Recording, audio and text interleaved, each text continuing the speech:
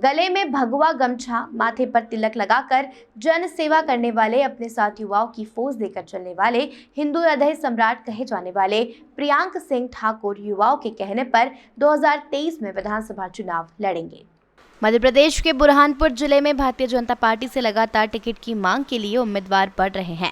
वहीं हिंदुत्व की छवि रखने वाले प्रियांक सिंह ठाकुर विधानसभा चुनाव लड़ने के मूड में है। मराठा प्रहार न्यूज की खास बातचीत में प्रियांक सिंह ठाकुर कह रहे हैं कि मेरी विचारधारा भारतीय जनता पार्टी से मिलती है। अगर पार्टी मुझे टिकट देगी तो मैं जरूर चुनाव लड़ूंगा, क्योंकि भाजपा में परिवारवाद का कोई लेना देना नहीं है। पार्टी जनता के बीच में जाकर कार्य करने वाले एक छोटे से कार्यकर्ता को भी टिकट दे देती है। हमारे देश के प्रधानमंत्री भी एक समय पर एक छोटे से कार्यकर्ता रहे थे, आज वे देश के प्रधानमंत्री हैं।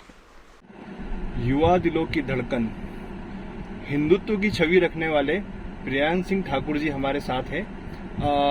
ठाकुर जी बताइए, 2023 का चुनाव करीब है और आप जन सेवा करते थे और अभी भी कर रहे हो, लेकिन अब कहीं ना कहीं आपको पॉलिटिशियन के रूप में देखा जा रहा है। उसका कारण यही है कि हमने अभी भाजपा से दावेदारी करी है विधानसभा की, तो इसलिए देखा जा रहा है। भाजपा से आपने दावेदारी करी है, अगर आपको टिकट नहीं मिलता है तो फिर? देखिए, भाजपा एक ऐसी पार्टी है जिसने एक चाय वाले को उठा के प्रधानमंत्री तक पहुंचाया है।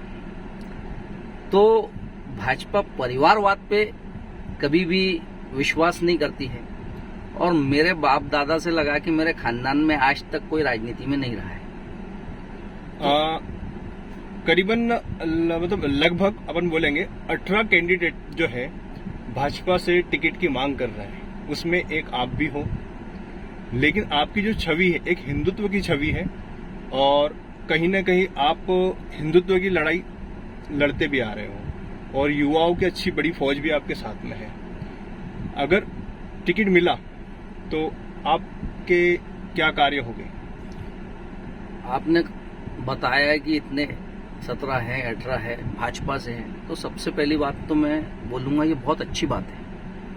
अगर भाजपा में इतने दावेदार है तो भाजपा में इतने काबिलियत रखने वाले नेता भी हैं और भाजपा की फहरिस्त बहुत लंबी है, बहुत अच्छे अच्छे नेता हैं और मुझसे भी मेरे ख्याल से बहुत अच्छे नेता हैं भाजपा में। और सबसे पहला कार्य क्या रहेगा आपने पूछा, तो सबसे पहला कार्य मुझे लगता है कि जितनी भी योजनाएं चालू है वो डिले क्यों हो रही है। जैसे एक मिसाल के तौर पे अपन ने ये ड्रेनेज वाली योजना है, अभी तक पूरी नहीं हुई है, 2020-21 तक इसको खत्म होना था। तो ऐसे अधिकतर जितनी भी योजना है वो सब डिले चल रही है, 2-2 साल 3-3 साल 4-4 साल।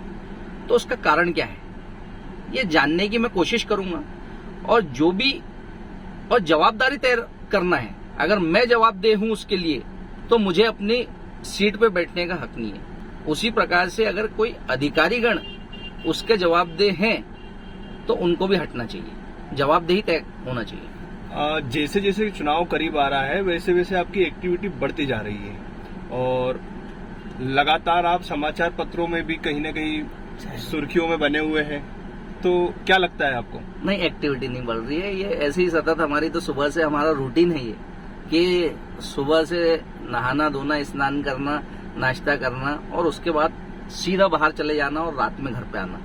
मैं भोजन भी कार्यकर्ताओं के घर में करता हूँ, सुबह का और रात का मेरा भोजन भी बाहर विवाह समारोह में रहता है और बाहर रहता है। से आया चुनाव लड़ने का आइडिया?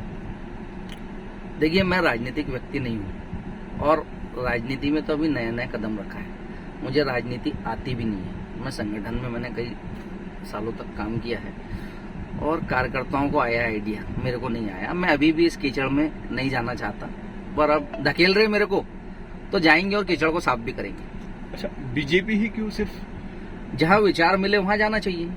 अब MIM से तो विचार मिल नहीं सकते जी, तो भाजपा में जा रहे हैं। और भी आपके कई मुद्दे हो गए इसके अलावा?